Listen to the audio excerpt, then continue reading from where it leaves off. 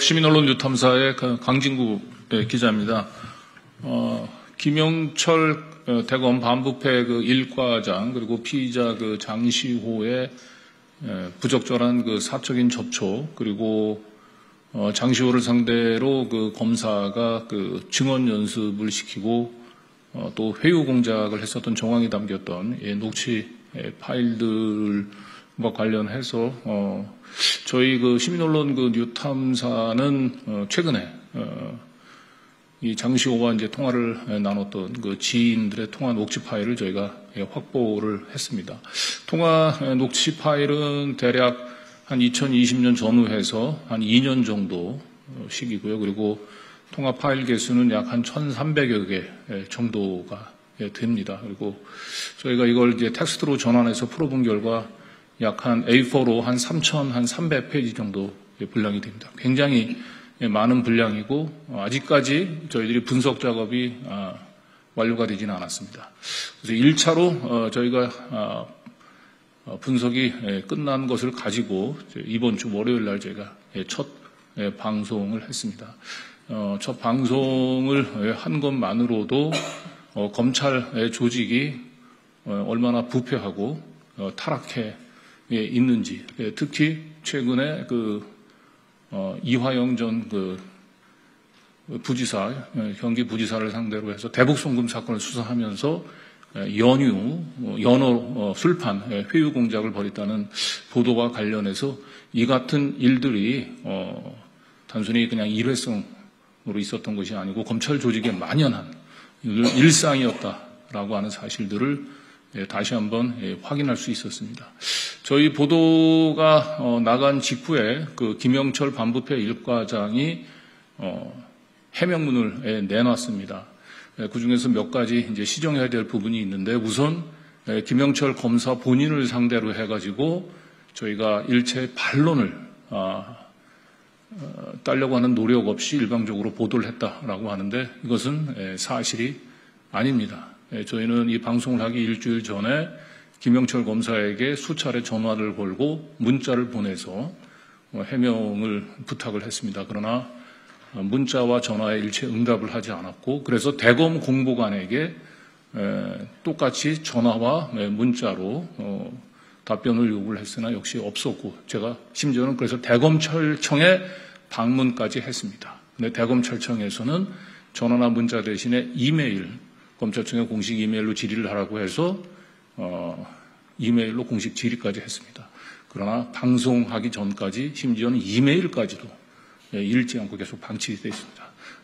그래서 저희가 반론 기회를 주지 않고 일방적으로 보도했다라고 한 건 사실이 아닙니다. 김영철 검사와 검찰 조직은 반론을 스스로 포기한 겁니다. 이게 정확한 겁니다.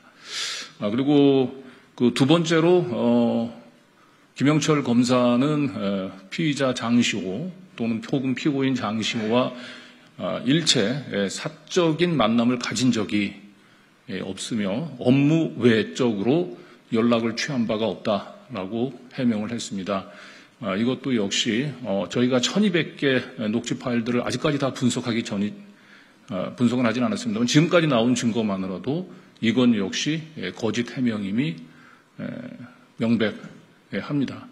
최소한 김영철 검사는 장시호 씨와 사적인 만남이 있었다라고 하는 것은 여러 가지 증거를 통해서 저희가 확보한 녹취 파일을 통해서도 만이라도 입증이 가능합니다.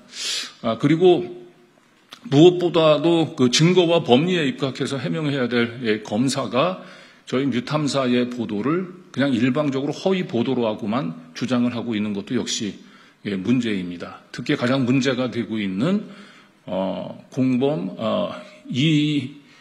삼성 이재용과의 면담 그리고 이재용 공판을 앞두고 검사들이 증언 연습을 시켰다라고 하는 부분과 관련해서 본인은 그런 증언 연습을 시킬 하등의 이유가 없다 이렇게 얘기를 하는데 이것이 이렇게 말로만 얘기해서는 안 되고 그리고 얘기해서는 안 됩니다. 이재용과 장시호가 만나서 서로 면담을 갖게 해주고 사전에 증언 연습을 하게 했다라고 하는 부분들이 만약에 사실이 아니라면은 최소한 이재용 그리고 장시호가 지금 문제가 됐던 2020년 12월이군요. 12월 6일 날 장시호가 법정 구속된 다음 날부터 이재용 피고인에 대한 증인신문이 있었던 2020년 12월 11일 사이 두 사람의 출정 기록을 먼저 공개해야 됩니다. 그리고 장시호와 사적인 만남을 부정한다고 한다면 이 녹취 파일에 등장하는 세 개의 날짜가 있습니다. 2020년 8월 18일, 2020년 10월 12일, 그리고 2020년 12월 그 날짜는 편으로 이렇게 세 개의 날짜가 특정이 됩니다. 시간도 나옵니다.